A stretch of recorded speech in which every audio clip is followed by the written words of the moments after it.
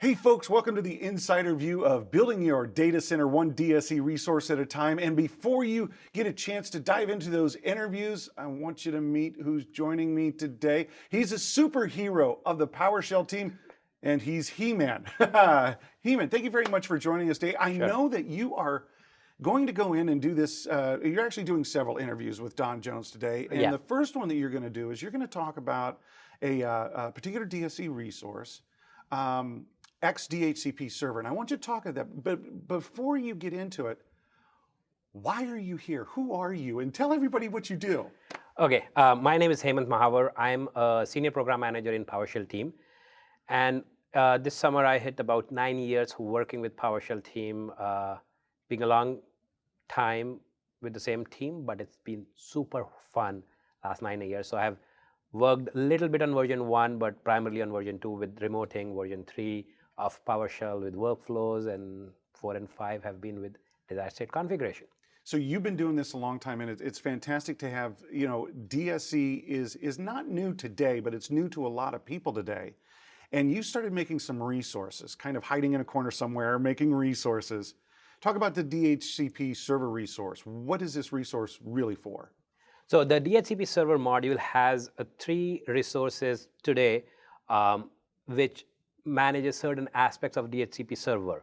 One of them is creating a scope. So you can have a scope so that whenever machines connect to the DHCP, they get an IP address in a specific range.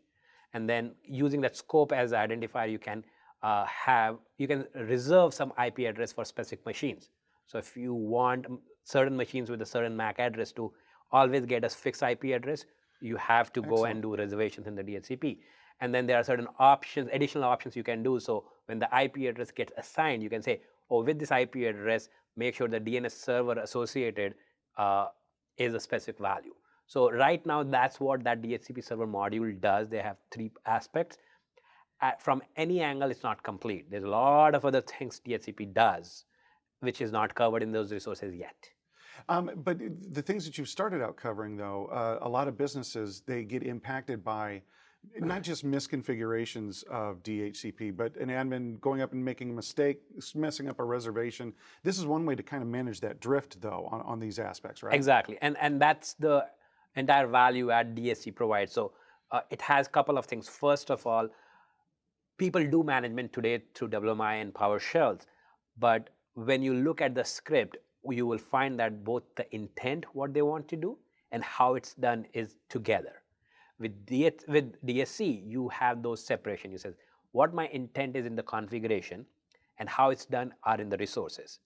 So as an end user, you just says, I don't care what magic is happening undercover. Right. I want this magic to happen. I want a DHCP server having a fixed IP address for this MAC address.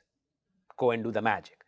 So that's what it provides. And then second piece that you mentioned is, once you configure the server, do you want a third-party tool to go and say, hey, something messed up, go and fix it, and then you have to go and discover what's wrong, how to fix it, or you can use DSC and configure it to say, hey, this is my configuration, run it periodically at a certain interval, and if there's something wrong, go and auto-correct it, or just tell me, write to the logs, I just want to monitor, I want to build the trust in the system, or this is a one-time deployment, I know nobody's going to touch the server.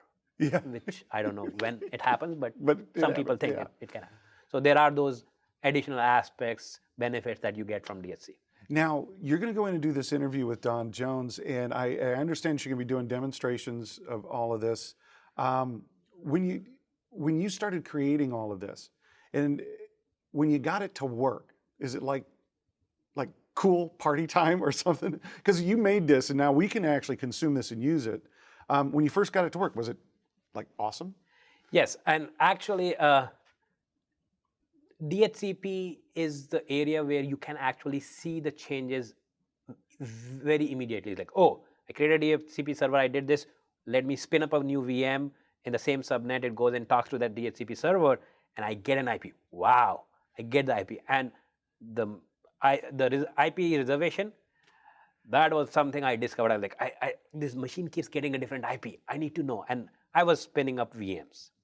So I had an easy way to specify a MAC address for a specific VM. I had to go and figure it out. But once I figured it out, wow, every time I create a VM with this MAC address, I will guarantee to get the same IP address.